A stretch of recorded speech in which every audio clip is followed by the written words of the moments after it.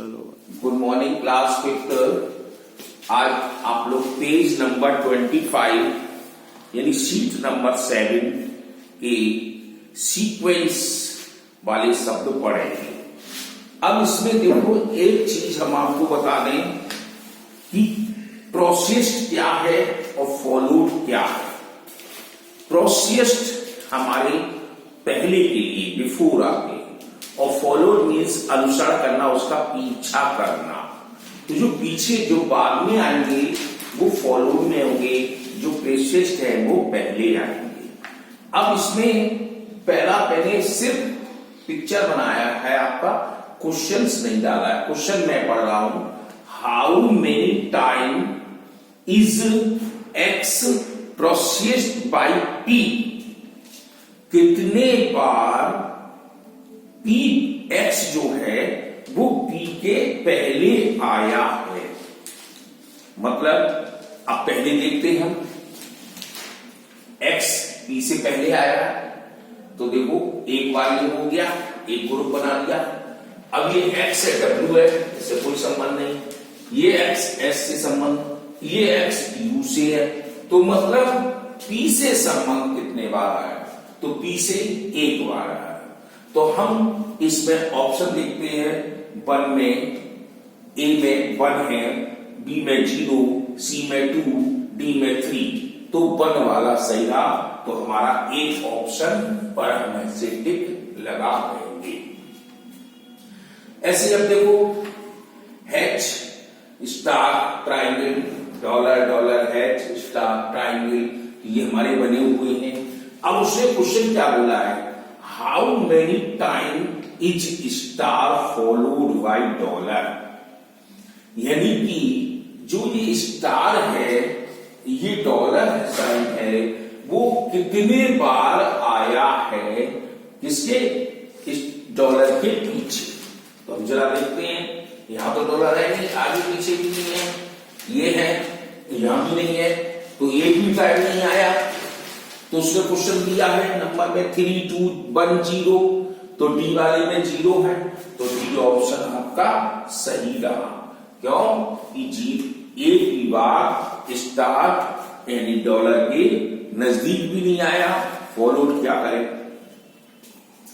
अब देखो आपके में है F A E A D E ओ, जी सब बना दिए हैं। अब क्वेश्चन डाला गया है इसमें, how many time is vowel.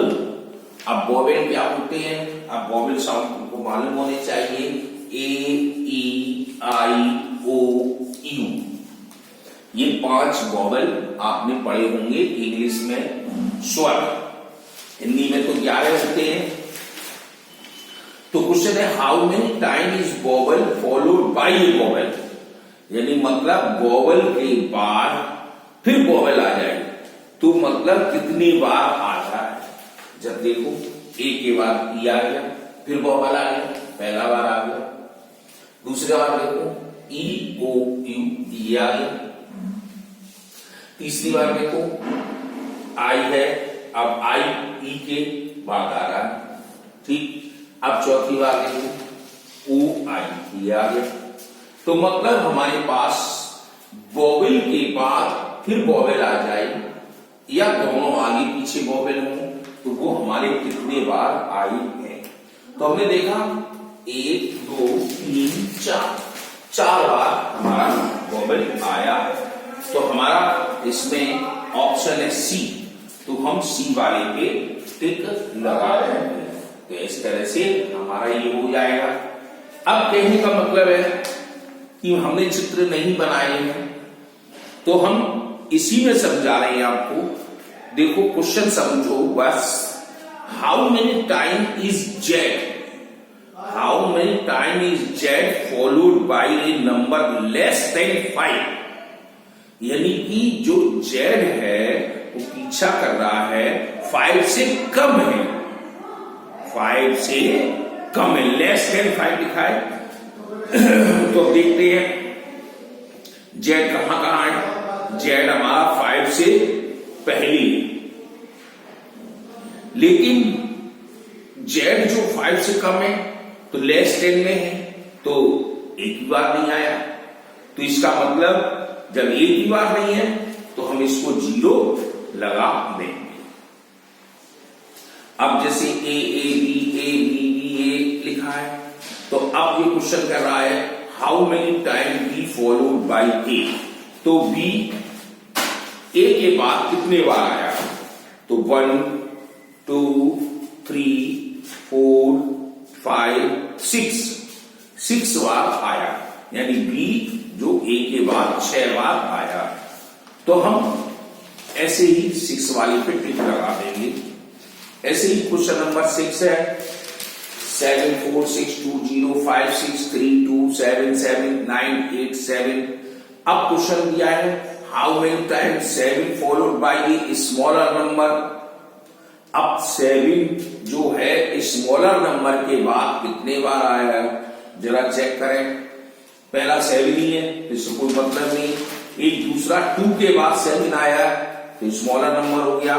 फिर उसके बाद 8 के बाद 7 आया है, तो 8 के बाद जब 7 आया तो 8 इज लार्जर नंबर है। तो केवल 1 टाइम आया है, तो 1 टाइम पर हम टिक लगा देंगे। तो इस तरह आप ये अपनी सीक्वेंसिंग यानी एक्सरसाइज पूरी करेंगे। कुछ तो मैंने इस पे बना दिए, कुछ यानी कि आप खुद करेंगे। अब क्वेश्चन नंबर है puzzles 8 exercise.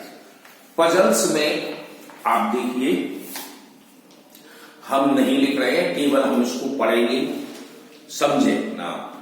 There are 12 month in a year. एक साल में 12 महीने होते हैं, ये तो आपको मालूम है। 7 मंथ है 31 डेज, जिसमें 7 महीने 31 दिन के होते हैं, और 30 दिन के 4 महीने होते हैं। ये इसमें लिखा नहीं है, लेकिन मैं आपको बता दे रहा हूं। 30 दिन के 4 महीने जो कि आपको पता होंगे अप्रैल, जून, नवंबर एंड सितंबर, या सितंबर एंड नवंबर। तो 4 महीने 30 दिन के, 7 महीने 31 दिन के। अब क्वेश्चन क्या कहता है, how many month have 28 days. अब कितने महीने ऐसे हैं जो 28 दिन के होते हैं।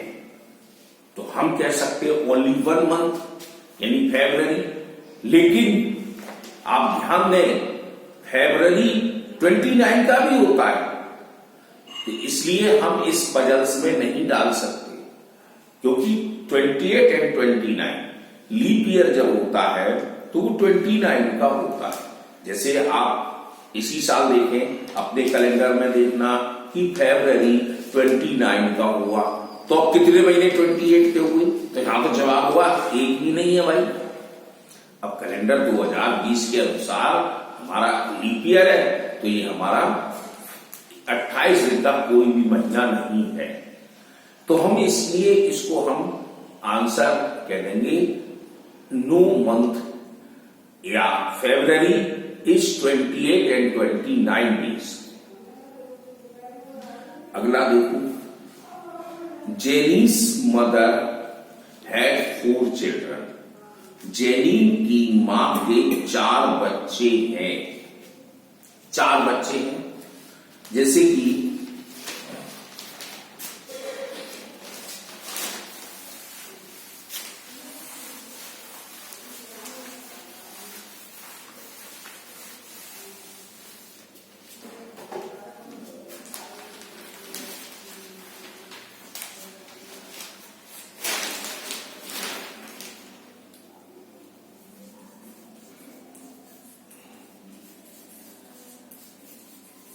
जेनिस मदर है, इनके हम 4 बच्चे लगा देंगे। अब पहले क्वेश्चन देता है सी नेम द फर्स्ट चाइल्ड। पहले वाले बच्चे का नाम रखती है मंडे, दूसरे का नाम ट्यूसडे और तीसरे का नाम वेडनेसडे। यानी मतलब उसने लिखा है सी नेम द फर्स्ट मंडे पहले का नाम मंडे है। She named the second Tuesday, दूसरे का नाम ट्यूसडे है। And she named the third Wednesday, तीसरे का नाम वेडनेसडे है। तो what is the name of the fourth child, तो बताइए चौथे वाले बच्चे का नाम क्या होगा। तो आप तो तुरंत कह रहे हैं मंडे, ट्यूसडे, वेडनेसडे, थर्सडे, है ना? नहीं, गलत है, क्योंकि जेनी तो खुद एक बच्चा है, उसकी मां के बारे में बोला है, तो हमारा जवाब आएगा जेनी, यानी चौथा बच्चा उसका जेनी होगा। तो जेनीस मदर बोला है, तो कहां से निकल गया है, तो उसकी मां या हाँ, अब ऐसे कहते ट्यूसडे मदर, वेडनेसडे मदर, तो चीज अलग आ जाती, तो एक ही बात। अब जेनिस की मां के 4 बच्चे हैं, जिसका पहले का नाम मंडे, दूसरे का ट्यूसडे, तीसरे का वेडनेसडे, तो चौथे का क्या हुआ, तो जेनिस आंसर आएगा। ऐसे ही एक 5 monkey can eat 5 mango in 5 minutes, यानी 5 बंदर हैं, 5 आम खाते हैं 5 मिनट के अंदर। 5 बंदर हैं, 5 ही आम खाएंगे और 5 मिनट के अंदर। तो how many minutes will 4 monkey, अब बताइए 4 बंदर रह गए, टेक टू ईट 4 मैंगो, यानी कि 4 ही आम खाने हैं, तो बताओ कितने मिनट में खा लेंगे। तो सेम जो चीज आपके में था, 5 बंदर थे, 5 बंदर 5 आम खा रहे हैं, तो कितने मिनट में, 5 मिनट में। ऐसी 4 बंदर 4 आम खा रहे हैं और कितने मिनट में खाएंगे, टाइम पूछा है, तो टाइम भी उसका वो ही रहेगा। तो एक बंदर के हिस्से में 5 आम पड़े थे, जब 5 बंदर थे, अब 4 करते हैं तो 4, तो समय तो वही रहा, तो 5 मिनट ही रहेगा। ऐसे ही अगला है Sanjay Bhatia is owner of a book store. Sanjay Bhatia के पास किताबों की दुकान है, वो किताबें बेचते हैं। If he puts 1 book herself, यदि वह एक किताब एक अलमारी में रखती हैं, तो ही विल बी लेफ्ट, तो उनके पास बचती है क्या चीज, एक किताब, यानी कि उनके पास कुछ किताबें हैं और अलमारियां बनी है। अगर एक किताब एक अलमारी में रखते हैं तो उनके पास एक किताब बच जाती है। अब क्या कहता, 1 book with no shelf left, यानी कि 1 book बची है। अब उसने क्वेश्चन दिया, इफ यदि ही पुट्स 2 book, अगर 2 बुकें रखते हैं तो 1 शेल्फ, मतलब हमारी एक अलमारी बच जाती है, तो विल रिमेन एम्प्टी, खाली रह जाती है। तो how many shelf and book does he है, तो बताइए उनके पास कितनी किताबें और कितनी अलमारियां हैं। यानी कि मतलब आप देखो, हम आपको बता दें 3 शेल्फ हैं और बुकें हैं 4। अगर एक इसमें रखी तो दूसरी इसमें, तीसरी, तो ये चौथी खाली रह गई बुक। अगर इसमें 2 रख दी, तीसरी चौथी, तो ये हमारी खाली रह जाएगी। तो कहने का मतलब है, इन्होंने पूछा है तो कितनी अलमारी, कितने बुके हैं, तो हम लिख सकते हैं तो 3 हमारे पास शेल्फ्स हो गई और 4 बुक्स है, इसलिए ये सिस्टम आया। तो मतलब आंसर हुआ 3 बुक्स एंड 3 शेल्फ्स और 4 बुक्स। ऐसे अगला है 6वां वाला, you are a cabin and it is completely dark. अब तुम्हारे पास एक केबिन है, यहां पर पूर्ण रूप से अंधेरा है, पूर्ण रूप से अंधेरा है, जरा ध्यान देना।